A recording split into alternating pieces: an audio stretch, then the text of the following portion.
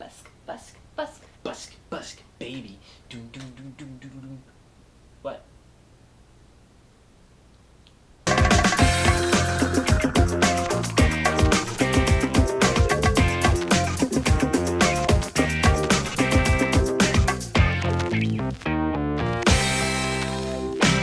Hi, I'm Joe, and this is Kat, and you're watching Console Cocktails. Yep, this is cocktail number 1, our very first episode.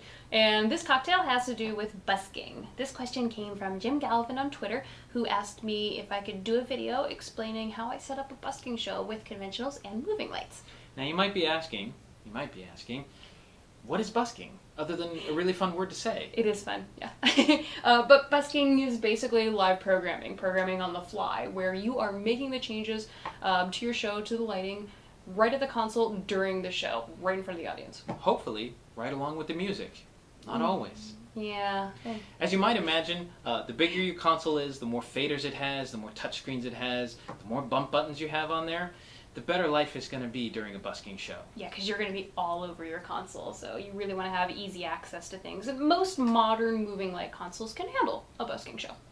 So we've set up a show file that has a few brief examples for you to demonstrate some of our tips for busking. So welcome to our sample busking show file. We've got for a console the Grandimate Ultralight, and behind us we have Grandma 3D, which is our visualization program. Specifically, this is the house plot of one of the local clubs here in LA, set up like we're doing a concert, so a typical show that you would busk. A couple of good keys that are going to help you get through your busking show are actually the same things that will get you through programming any type of lighting show. And those are going to be organization and clear labeling. So you'll notice here we've already created some views to help us see some of the information we have patched into the console. And we've created, for instance, a groups pool here where we've laid out our fixtures so that it looks like a plan view of our stage. This makes it very easy for the operator to then go and select any of the fixtures that they're looking for. At the same time, we've done the same type of thing with our pan and tilt presets, so that we can very easily select a fixture and then tell it which position on the stage we'd like for it to go to. Color and gobo preset pools also give us some very nice visual clues. And that's all for live programming. In addition to setting up all those presets, once you've got that set up, you want to have a couple of sequences or cue lists, maybe a couple chases, some effects, already pre-written for you in playback on your faders. Here specifically they're called executor faders. You're probably already familiar with most consoles having faders and doing something you expect them to do, which is intensity. Like here we've got our front light and I can ride the intensity up and down on a fader. Well, additionally, again, something that most moving light consoles are going to have is going to be your bump buttons. So on these two faders, I've got some red and blue pars. I can also ride them up and down intensity-wise, but I've got quick access to bumping them. If I wanted to, I could even bump the front light. Probably wouldn't. But because this is an automated console and because in our rig we have automated fixtures like Color Pros, for example, your faders don't have to just do intensity. Depending on the type of console you have and how configurable it is, you've got a world of possibilities. To keep it simple though, to start off, this fader here, I've got intensity on the Color Pros. The Color Pros are automated. They don't move though. But they do have color mixing. They do have color mixing, that's true. So also on this fader, besides just intensity, I can bump through different color presets that I've already made. And of course they're all labeled, so I can really quickly find the color that I want. I can use the go-to button to get there when I need to. I can take the fader up and down, still control intensity, whatever you need, it's all right on there. Additionally, in this rig, we also have some Mac 250s. Mac 250s, I have them separated out over on the right half of my faders. Here, same idea. I've got intensity on the fader, but when I hit go, instead of changing color here, I've got different positions because these lights do move.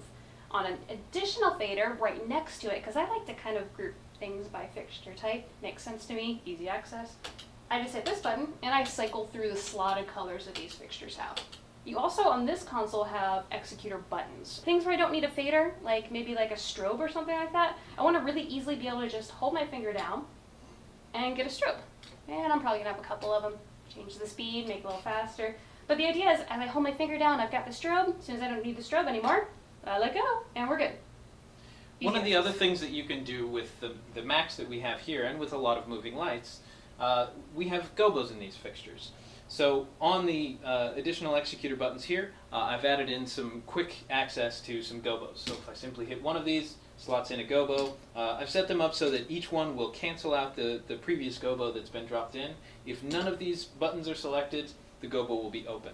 At the same time, once we've chosen a gobo that we'd like to have in the lights, I've put in some rotation speeds down in the next slot here. First one will be a nice slow rotation for us, all the way up to a nice fast rotation.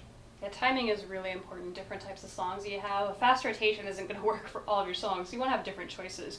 And the buttons aren't the only way to change timing, though, right? No, they're not. You have plenty of different things that we can do back on the faders here. So, for instance, on top of this look that we're sort of putting together here, again, writing the levels just a little bit on the faders makes it nice, and you will find yourself doing this quite a bit. For instance, here I've also built in, let's say, a color chase. This color chase actually does access both the color pros and the max that we have here. This color chase, if I start it here, it's just going to be a simple jump between this sort of light blue and a nice bright pink.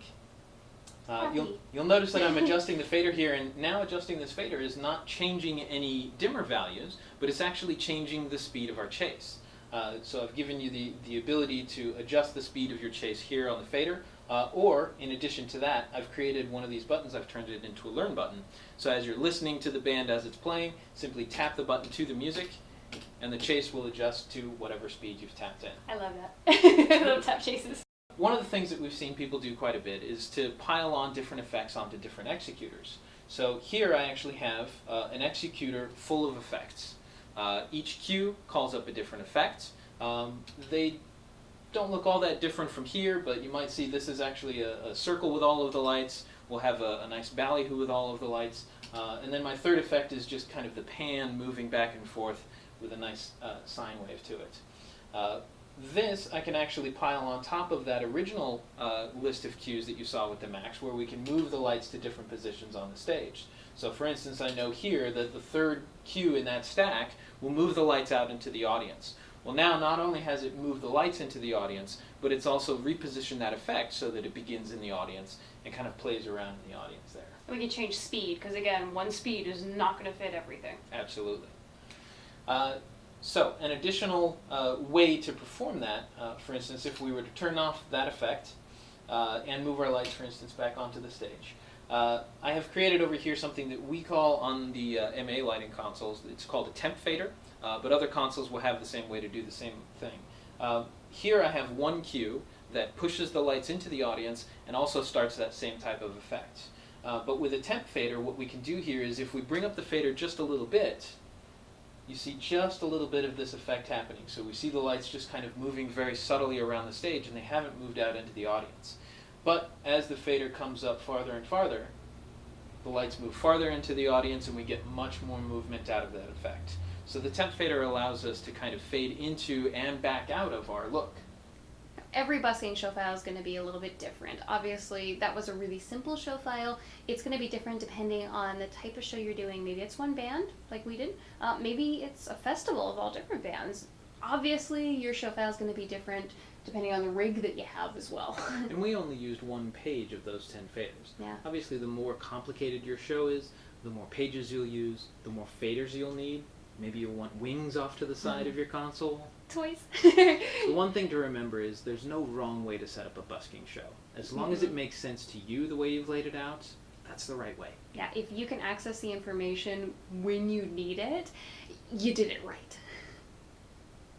These Grand Martinis are actually pretty yummy. You know what they say. Once you go black. I need to thank our sponsor, ACT Lighting. Without them, I wouldn't have this fantastic table. Not to mention that console that you just saw, but mostly the table. Mostly the table. And I have to thank you guys because you were the inspiration for this little video series, and specifically, thanks Jim for having a fantastic question about busking. But we need more. Yeah, so keep those questions coming and keep the drink recipes coming as well. Yeah, we like those. You can send your questions to us on Twitter. I am @ConsoleCat. He is @HisBigate. Until then, happy programming. Cheers.